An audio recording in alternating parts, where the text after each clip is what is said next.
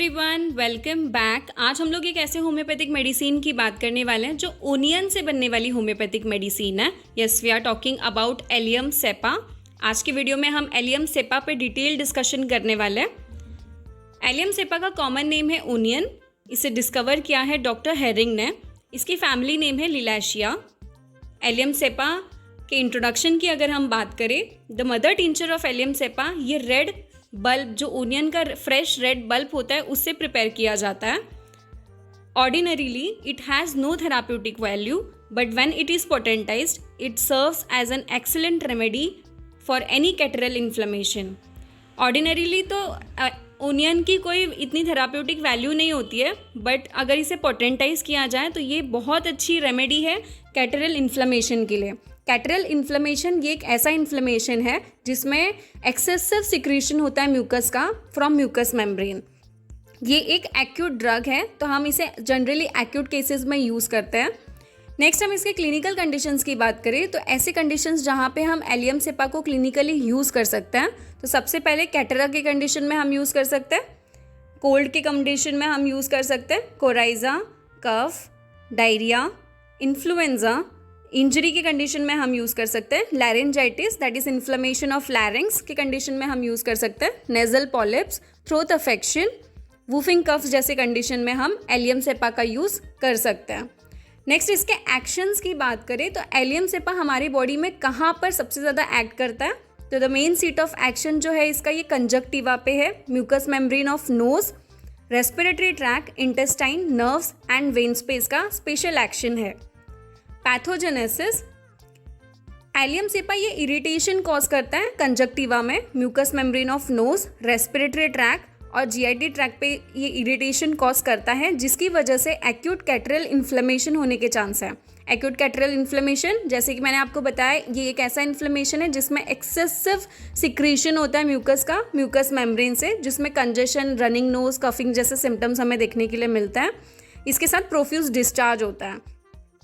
इसके साथ ये कॉज करता है neuralgia that is nerve pain और inflammation of when.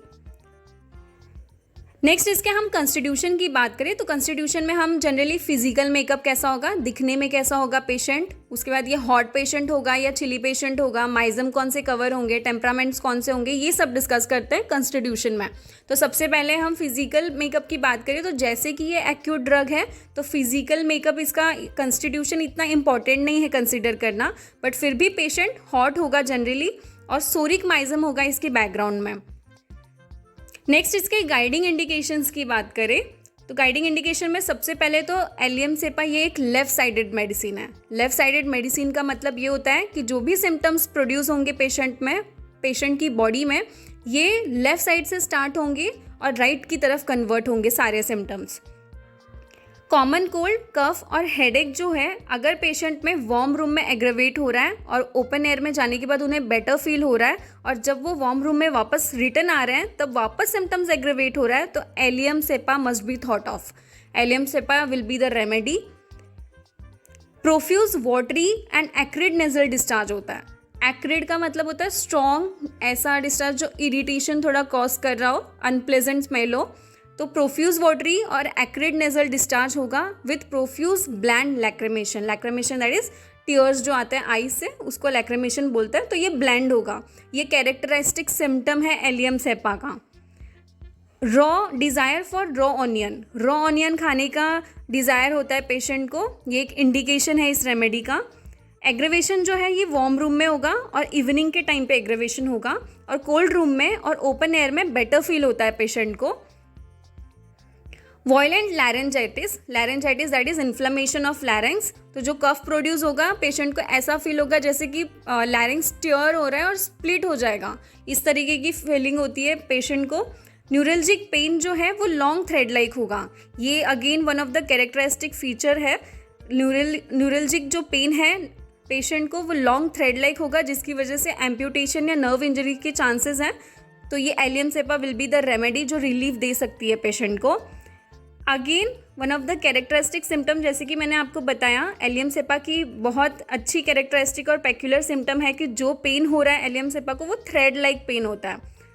So this are the guiding indications next हम आइलमेंट्स की बात करें तो आइलमेंट्स ऐसे कंडीशंस हैं जिसमें एलियम सेपा के जो पेशेंट हैं वो ज़्यादा सफ़र कर सकते हैं। तो सबसे पहले तो exposure to damp north western cold wind में, bad effect from getting wet, salad, cucumber, ये सब खाने से एलियम सेपा ज़्यादा सफ़र कर सकते हैं। नेक्स्ट हम पर्टिकुलर सिम्टम्स की बात करें तो पर्टिकुलरली हम इसे हेडेक के कंडीशन में यूज़ कर सकते हैं। तो जो हेडेक होगा वो कैटरल डल हेडेक होगा कोराइजा के साथ में। जो एग्रेवेशन है वो वार्म रूम में होगा और बेटर फील उन्हें ओपन एयर में होगा। अगेन जब वो वार्म रूम में रिटर्न आएंगे तो aggravation will again start. Next eyes पे हम पर्टिकुलरली यूज़ कर सकते हैं, जैसे कि हमने देखा आइज़ में बर्निंग, बीटिंग, स्मार्टिंग सेंसेशन होगा, रब करने से उन्हें बेटर फील होता है और एक्सेसिव लैक्रिमेशन होता है, पेशेंट को एक्सेसिव टीयर निकलते हैं जो कि प्रोफ्यूज और ब्लैंड होगा। ये कैरेक्टरिस्टिक फीचर है एलियम सेपा का, ये आपको लर्न करना है। नेक्स्ट इसके साथ हम इसे नोज़ के कंप्लेंट्स में यूज़ कर सकते हैं। इसके कोराइजा के कंप्लेंट्स में हम इसे पर्टिकुलरली यूज़ कर सकते हैं। कॉलिक के कंडीशन में, इंजरी के कंडीशन में हम एलियम सेपा को पर्टिकुलरली यूज़ कर सकते हैं। इसके साथ phlebitis that is inflammation of veins की कंडीशन में हम इसे यूज़ कर सकते हैं। मोडालिटीज़ की बात करें तो जनरल मोडालिटीज़ ये एक ऐसी कंडीशन है जहाँ पे एग्रेवेशन और एमेलियोरेशन की हम बात करते हैं। एग्रेवेशन दैट इज़ ऐसे कंडीशन जहाँ पे सिम्टम्स ज़्यादा वर्स होंगे, तो प्रिडोमिनेंटली इवनिंग में और वार्म रूम में सिम्टम्स ज़्यादा वर्स होते हैं। और एमेलियोरेशन दैट इज़ पेशेंट को बेटर फील होगा कोल्ड रूम में और ओपन एयर में।